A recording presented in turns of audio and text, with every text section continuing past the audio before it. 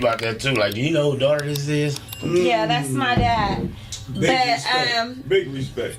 He still respect me. He still love me. You know, he stopped talking to me for a couple months then, but he apologized and he understand. We understand each other. He lived a life. I said we all live. Shit, let me live my life like you did yours. He was going 12 years out of mine. Oh, he was gone 12 years out of your life. Yeah. But I didn't start till I was grown, so I didn't have shit to do with it. I just wanted to hoe because I wanted to hoe. Fair to say. Hit the link below, man. I appreciate y'all listening to my content, man. And thanks for sending me that clip, as you guys saw before. You know, I'm gonna start by saying this. Everyone has a right to change, right? Everyone has their own vices. Some are louder than others. Everyone has the right to go from Detroit Red to Malcolm X, but more importantly, Malcolm X to El Haj Malik El Shabazz. That's where we need to be going, to El Haj Malik El Shabazz. Don't stop at Malcolm X, all right? And you know, it's just and first I want to say I'm glad that she's not a hoe anymore. I'm glad he's reconciled with his daughter. He's apologized to his daughter. He did 12 years in jail, and he also was a part of this, as I say, this hip hop culture that just destroys black people, man. And I'm really happy that she said he's a great grandfather. I'm elated. And also I want to give credit. It's my first time learning about this podcast, back on Fig. For those of you who don't know, Fig, I grew up on 656 West Florence Avenue, which is in between Hoover and Figueroa on Florence. I grew up a couple of houses down from the Burger King on Florence and Fig, so I'm well versed on what goes on in Fig. I went to the 2-for-1 pizza right there on Figueroa in Florence in my childhood. We used to rent 3 movies for $5 on the weekend. You know, I remember watching King of New York. You know, I remember renting that movie as a kid, you know, so I'm well versed with Figueroa. And if you're from the LA area, you know, that's the Blade, that's the Hostro, you know. And I'm really happy that they've had their transformation, both of them, father and daughter, and they're working together. And I just want to I'm not going to do this video to berate them by any means, because we're all flawed. I'm not going to condemn them.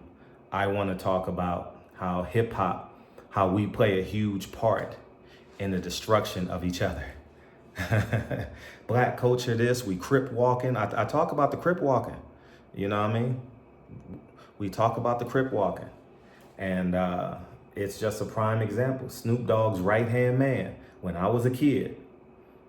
Eastsidaz, come out and play. Dun, dun, dun, dun. Remember that song? Yeah. Yeah. You know what I mean? They were 2 peas in a pod when I was growing up, you know? And they played a huge part in the destruction of us. And more importantly, him going away for 12 years and his daughter becoming a prostitute. And I just want to make this video to remind you guys, like I told you guys yesterday or my video a couple of days ago, hip hop for me is the worst drug I've ever had. The worst drug, you know, and I'm happy. Now, I'm not perfect at it. I'm not saying I'm perfect at it. I'm happy that I have identified it. I'm 46 though.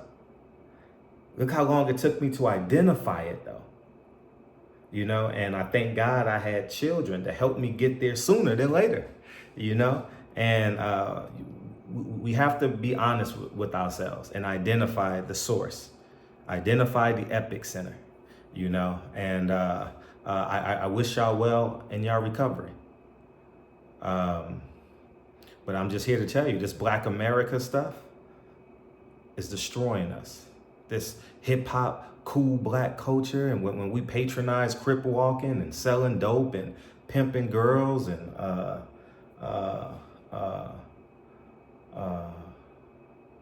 vice lords in Texas, essays and on the east side of LA, and it's destroying us. It's destroying, and then we complain about gentrification. Gentrification is good. The only thing is we're supposed to be doing the gentrification, right? When we move into our grandma's, our mom's house, we supposed to upgrade the kitchen. But we done took out a second and a third loan on the house because Uncle Pookie done went to jail and grandson Tyrone done dropped out of high school and he's making minimum wage and can't make mortgage, so he got to pull out a loan, and next thing you know, it's on a short sale. So I'm just, let this be a warning. And I want to congratulate Trey Deee. We can't go back in time, right? I'm not the man to condemn people. I'm the person to attack the atom, right? ATOM, not ADAM, but we all descendants of Adam. That's why we love women, right? That's why we love to sin, I want to congratulate. I want to congratulate them for identifying the problem. You can't go back and get them 12 years back. You can't change what your daughter have done. The only thing you can change is your future. And congratulations to her kids. She said she got 3 boys, and hopefully they can team up and produce a great 3 boys. And I wish them well. Maybe one day I'll get to coach them in basketball. I don't know. Who knows?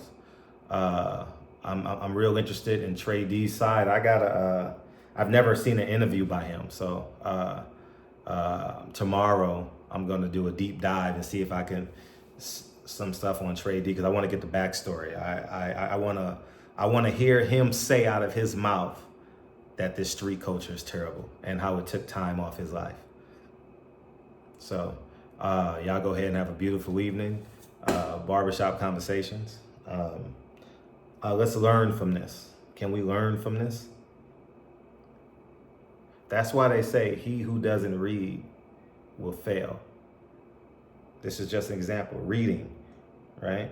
Now reading is listening to auditory books, right? Like this. This is an auditory book. This is reading. This is a form of reading. And I appreciate y'all sending me this video, because I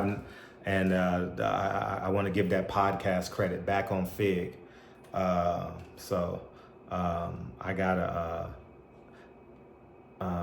I clicked on the link to watch the long form interview, but it's a youthful podcast. It's not like it's not like my podcast where when I have the guests on, I interview them. It's a 2-hour entertainment. And so I didn't watch it all